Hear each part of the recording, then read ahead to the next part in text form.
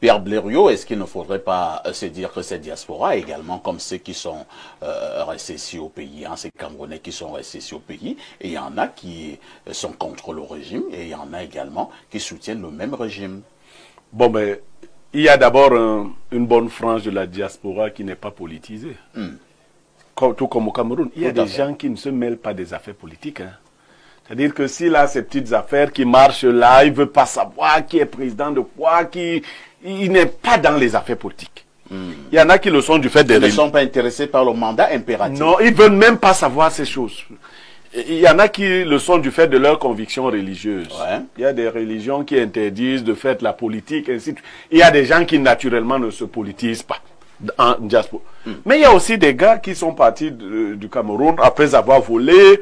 Bon, on les a aidés à fuir et tout le reste. Pourquoi ils seraient pas de... Il faut pas penser que tous ceux qui sont dans la diaspora sont de bons sujets. C'est-à-dire des sujets moraux qui peuvent avoir des jugements éthiques sur le Cameroun. Non, non, il y a aussi la racaille, il y a des mauvaises personnes là-bas qui se disent, bon, quand je rentre au Cameroun, je frappe d'autres personnes et tout. Bon, ils sont pas... Maintenant, parmi celles de la diaspora politisée, on ne peut pas s'attacher à une forme de régime éternitaire. Chaque chose a un temps. C'est-à-dire, vous pouvez aimer quelqu'un au début. Tout ce qui dure commence par énerver. Vous voyez? Même l'amour, si c'est trop, ça énerve. Ah bon? Oui. Descartes disait que tout excès a coutume de nuire. Les gens aiment le changement, le neuf, la nouveauté. Ça, c'est clair. Même à l'intérieur du régime, il faut qu'il se renouvelle. Parce qu'il commence à se montrer vétuste. Donc les gens, en général, n'aiment pas ce qui est statique. Ce d'autant plus que les besoins de base. Maintenant, quand vous allez dans la diaspora, même si vous viviez à Etambafia ici, et tout l'ancien Etambafia, parce qu'il faut dire aux gens qu'Etambafia a changé aujourd'hui. Si vous viviez dans l'ancien Etambafia, arrivez dans la diaspora, vous commencez à rouler sur des routes qui font plaisir aux véhicules et tout le reste.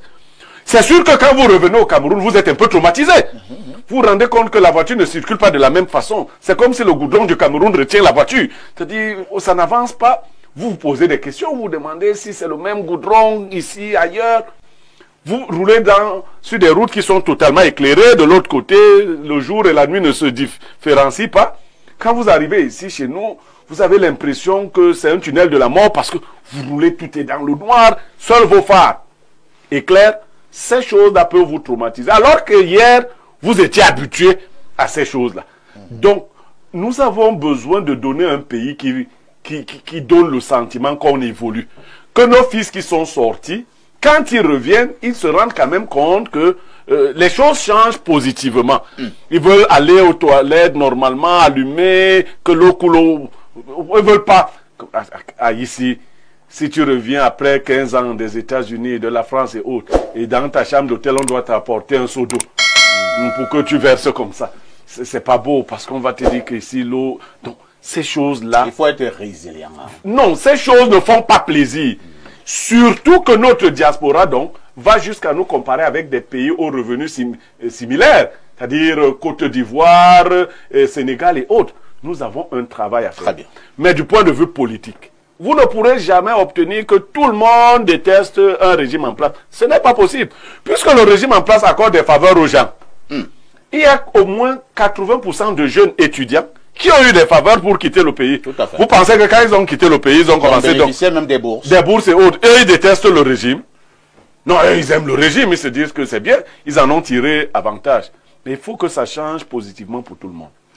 Merci pour cette analyse équilibrée. Frères et sœurs, asseyez-vous, prenez un jus de foléré bien glacé, parce que ce qu'on va décortiquer aujourd'hui, c'est pas un petit gari à l'eau. Non, c'est du lourd. Pierre Blériot est venu avec ces phrases-là qui ressemblent parfois à des coups de frein sur la route de Mvogada. Tu crois que la voiture avance, puis soudain, GRRRKKK, arrêt brutal. Mais quand on prend le temps d'écouter, il y a des pépites dedans. Des pépites comme celles qu'on trouve dans le sable de la Sanaga, sauf que pour les voir, il faut être patient et avoir le tamis bien solide. Déjà, il pose une vérité simple comme le proverbe Bamileke, l'homme qui veut traverser la rivière ne doit pas insulter le crocodile pendant qu'il est encore dans l'eau. En gros, il nous dit que dans la diaspora, comme au pays, tout le monde n'a pas la même vision politique. Certains soutiennent, d'autres critiquent, et il y a ceux qui s'en foutent royalement, comme ce gars qui, tant qu'il a sa bière glacée au carrefour, peut te dire que même si un éléphant est élu maire, ça ne change rien pour lui. Et c'est vrai, au Cameroun, il y a des gens qui, tant qu'ils ont leur petit commerce de beignets haricots, ne veulent même pas savoir qui est Premier ministre. Tu leur demandes leur avis, ils te répondent « Frère, est-ce que le ministre va venir m'aider à vendre mon coquille demain ?» Voilà. Eux là, ils ont choisi la politique du ventre plein. Ça, c'est un premier groupe, et Pierre Blériot a raison de le souligner. Mais il ne s'arrête pas là.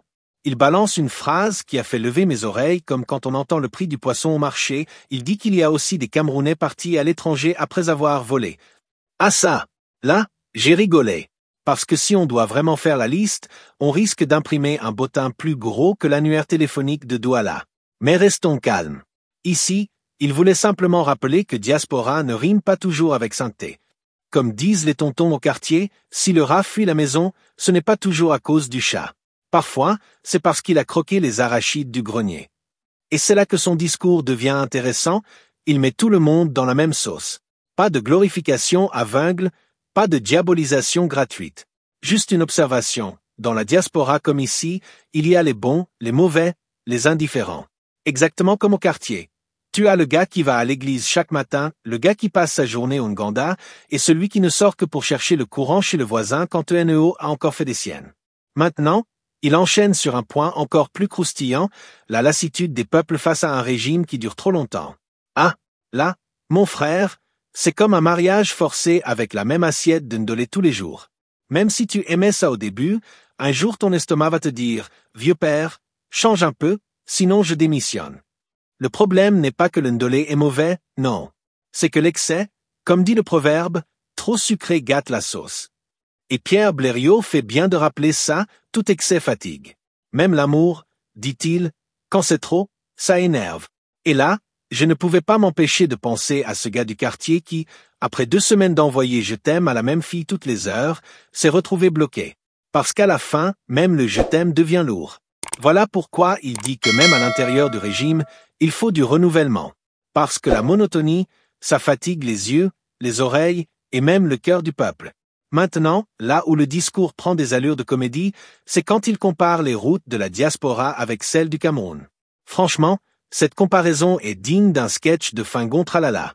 Imagine un gars qui roule sur une autoroute allemande, lisse comme la joue d'un nouveau-né, puis qui arrive à Yaoundé et doit slalomer entre les nids de poules, comme s'il participait à une compétition de danse bikutsi avec sa voiture.